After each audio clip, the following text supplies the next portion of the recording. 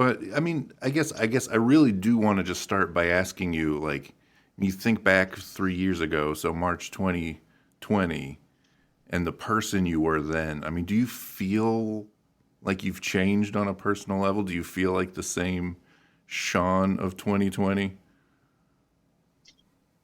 To be honest, Sean, I actually feel not that I was not an optimistic person. I feel a lot more optimistic now, and the ability of our team to navigate like extremely difficult situations, right?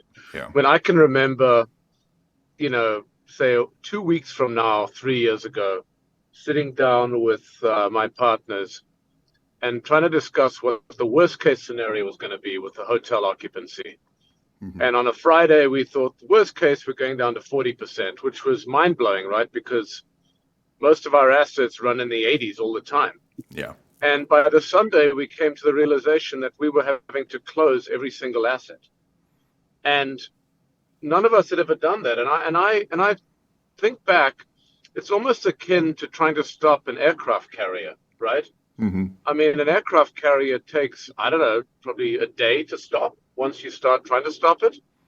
And it was like that. And I got to say, when I say optimistic, it's not only how the Trinity team rallied, but our investment partners like Elliott Management, Oaktree, Walton Street, how they rallied around us. And then the brands, right? Because these are all big box brand managed hotels. And Hilton and Marriott, who were specifically our managers during COVID, they were phenomenal. I Hmm. mean, the way that they reacted, and think about it, I mean, you're having to lay off and furlough thousands of people. Yeah. And, fortunately, we and our capital partners made the decision to keep, you know, skeleton crews on staff to make sure the assets were continued to be maintained, et cetera, et cetera. But navigating through that, and then getting to the point where you hit the summer of 21 and we had the revenge leisure travel. Yeah. I mean, I didn't see that coming. Hmm. And all of a sudden, you're going from 0 to 60, right? Not Hmm. in my rental car, but like 0 to 60, try to turn these things on and get them going. And then how the staff members at each property rallied and management. And I mean, that's like really heartwarming stuff, right? I mean, you've got these people who've been laid off and furloughed and gone through the ringer, and they're rallying and excited to be back at work and like welcoming guests and giving first class service, still with the backdrop of COVID and Hmm. real fear, right, about getting sick and taking this disease home to your families. So, on a human level, I mean, I'm just far more optimistic that throw what you want at us, we're going to figure it out. Yeah.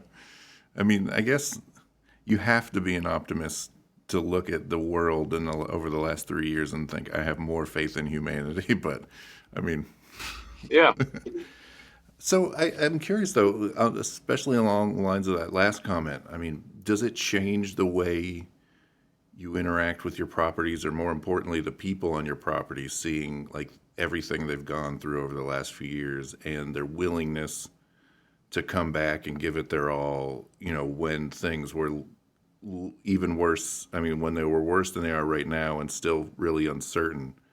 Like, does it change your perspective on like how you want to treat the employees at the hotels, or does it change just the general like relationship you have in your mind with the folks who are at the properties? absolutely. So, we came up with a business plan in 2017, 2018 that Trinity was going to focus on being, the best operating partner we could be to large private equity. We're going to have all the team, all of the requisite skills in house, project management, asset management, acquisitions, etc. We were going to be disciplined on the types of, we call them joint venture partners, the large private equity firms that we partner with. And we were going to be brand friendly and focus on 300 rooms and larger brand managed hotels, Hilton, Marriott, Hyatt, Four Seasons, ISG, in the Smile States, right? Hmm. And so that was our business plan. And we were going to renovate these things, as you and I have talked about before, to make them multidimensional to multiple, market segments like group, leisure, etc. Everybody would feel comfortable and have restaurants, etc. Blah blah blah. Yeah. So that was the business plan, and we were just starting on executing that business plan, and we get hit by a 2x4 with COVID, right? Yeah. And so you go through COVID, and fortunately, we decided to accelerate any capital plans we had because we weren't displacing any business. And we were the beneficiaries coming out of COVID that the types of assets, the brands, the joint venture partners we had came roaring back. So it enforced our belief. So what are we today? We are hyper disciplined on who Hmm. our partners are, which brands we work with on our acquisitions, the markets we go into, the types of assets. So it's a long-winded way of saying we had this business plan, we were just starting to execute it. We lived through COVID, and it was stressful for everybody, but Hmm. all of the constituents in our universe stepped up, did the right thing. I mean, you really get to know somebody's character when you're in the trench with them. And being in the trench with all of those constituents, it's like, bring it on. So we are 100% believers of the plan, focused, building out the best team we can have at Trinity that handles all those functions. We're up to like 32 people now. We'll be 40 in the US by the end of the year. So it's just reinforced all of that stuff, and it's resonated with our joint venture partners Hmm. who've been supporting us with recent acquisitions and new partners like Credit Suisse Asset Management on the Diplomat. So I couldn't be more excited now and enthusiastic about what's to come because, Sean, I lived through '08 where we Hmm. didn't have a big enough team.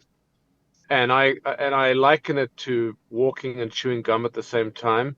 You want to have a big enough team that's protecting the assets you have, but you also have folks on your team looking at new opportunities and pounce. And that's why we're one of the largest acquirers of single assets in the country now, Yeah. because coming out of COVID, we've closed on over $2 billion worth of acquisitions because we had the team to work on and protect the assets we had. And we had the team as well that could focus on new opportunities, raise the GP fund, and deploy it. Yeah. I'm interested to hear from you, and you've brought this up in a couple of different ways, but obviously so much of what you guys do and so much of the business in general is relationships, right? And Yeah, over the course of the pandemic, it seems like, from the way you're looking at it, it built up a lot of positive relationship capital with, the brands for how they approach things and just, investment groups and like every level of it, just, hunkering down and getting through this together. But at the same time, as yeah, a steward of massive amounts of money, it's kind of your job to be a bit of a tough negotiator when it comes to the brands. You can't be too buddy with these folks until you actually ink the deal. So I'm wondering how this has changed your approach or your thought process on just relationships in this industry. And obviously, everybody's got a job to do. You all have your businesses to take care of, and sometimes those needs and desires in those businesses might be a little bit conflicted, but at the same time, like you learned through 2020 that you guys are all steering the ship in the same direction at the end of the day, right?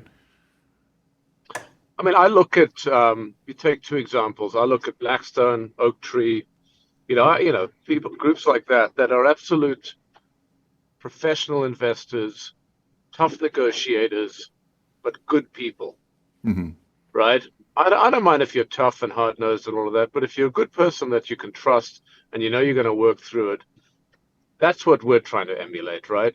And so, you know, the other constituent I didn't mention going through COVID were the lenders. The Hmm. lenders were phenomenal. They worked with us, and we have great relationships with them, and it's work. Got new business going, etc. They were in it. They were in it with us. But I I think the main point that I learned during COVID on that is just be direct and be Hmm. honest and explain what you need and what you can do and what you can't do and get rid of all the waffle, Hmm. right? And so now, when we were introduced to Credit Suisse Asset Management, it wasn't like, oh, this is what we can do and blah, blah, blah. It wasn't all words. I said to Rob Rackine and his colleagues, I said, meet us in Orlando. Come and see Grand Lakes. Look at what we did there. This is what it was before. This is what it is today. And then we went and toured the Diplomat and said, and so they could see what we were going to do. So we're not pretending to be anything that we're not. We're the Yeah. operating partner. We are stewards of large capital on our own. We work hard. We do what we say we're going to do. And that's all we ask from the groups that whether it's the brands, our equity partners, or the lenders. And so you find yourself, gravitating towards groups that have similar values and ideals. And I don't mean to get too deep and psychological on that, Oh, but go for it. that's Go. life's just too short, right? Yeah. Rather deal, just speak straight, be honest, be direct, explain what you can do and what you can't do, and find like-minded groups that are on board with all of that. Some groups like Starwood Capital and Blackstone, they have such phenomenal, fully integrated teams. They don't need our expertise, right, Hmm. Hmm. on the acquisition side as much. But other groups that don't have fully built out hospitality real estate investment groups do, and those, so. But we work with Starwood and Blackstone on the lending side, and they've been great lenders to us Hmm. over the years because they understand what we do. It doesn't seem like rocket science to recognize that, the intersection between being a good human being and a good business person is honesty, but it's the type of lesson that, yeah, some of us need reminded of periodically. And if you didn't pick up on that the last few years, you probably won't ever, I guess. No, it's not a zero-sum game. Hmm. Always leave a little bit of meat on the bone for the next group. Hmm.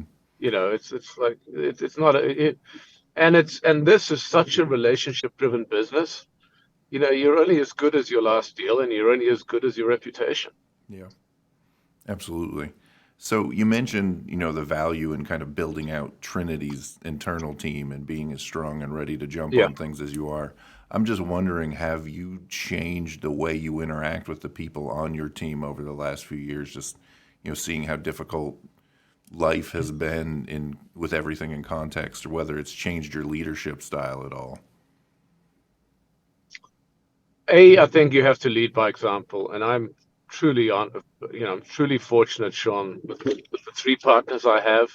Hmm. Lee Nybart, Greg Dickens, and Ryan Dunn. We all have our swim lanes. We all have our skill sets, and then the team that we've built. But it's you lead by example, and I think more information is always better than less, right? Hmm. So it's openly communicating all the time with the team. What the challenges are, sharing the successes. Um, you know, Being shoulder to shoulder. You don't want to be sitting removed from everything. I'm involved in discussions as Greg, Lee, and Ryan are at all levels, right? All the way from acquisitions to renovation planning to asset management, all of that stuff. So it's being involved, and and again, it's just the empathetic side, and we lived through COVID together, right? So we all, had either young children or friends with young children who are Hmm. vulnerable, or older parents or friends with older parents and aunts and uncles. So this was like a very tough thing to go through. And one of the things we did at Trinity, for example, is that because Hawaii is a very family-driven community. So Hmm. if you're having a barbecue, everybody shows up from the grandparents down to the children, right? Yeah. And sometimes the pets. But one of the things, and so that made everybody a lot more vulnerable to COVID. Hmm. So what we did was at Trinity, we had nurses come twice a week, every Tuesday and Thursday, into the office and tested everybody. It was voluntary. The results were confidential and anonymous, but everybody partook in that and welcomed it because it was, and none of us got COVID during the first couple of years, right? We Hmm. we sort of got through it because we were in this together. We recognized that one person gets it, then it could create a firestorm for everybody's families. Yeah. But it was things like that. It's I shouldn't say leading with empathy because we were just in it together. We were leading each other. Yeah. Interesting. So before I let you go, I want to ask one more lifestyle question from you, given that Sure. you're uniquely poised to answer this. And I want to know the true answer. Where is it better to live right now? Hawaii, Connecticut, or I guess the cop out answer would be both. I got to tell you, I'm more of a cop out. I love everything about Hawaii. The only challenge with Hawaii is the amount of time you spend on an airplane going back and forth. It's 10 Hmm. to 11 hours. Um, It's better than a and, boat, I guess, right? both, yeah, both my kids are at boarding school on the East Coast. So I love Connecticut, and I even love it this time of the year. Um, and so, but I do enjoy coming back to Hawaii. Jay Scheidler, who's a phenomenal investor based in Hawaii, he said the great thing with being in Hawaii is that you're removed from the fray, right? So you're removed from the groupthink. Hmm. And he said from Hawaii, he's been able to solve any problem he needed to. You just need a longer screwdriver to fix the problem. And so, if I could be bi-coastal, that would be ideal, which is obviously it's not east to west coast, it's east coast to Hawaii. And then I spend a lot of time in LA because we have a terrific office and team Hmm. in the LA office as well. It's a good midway point, if nothing else, right?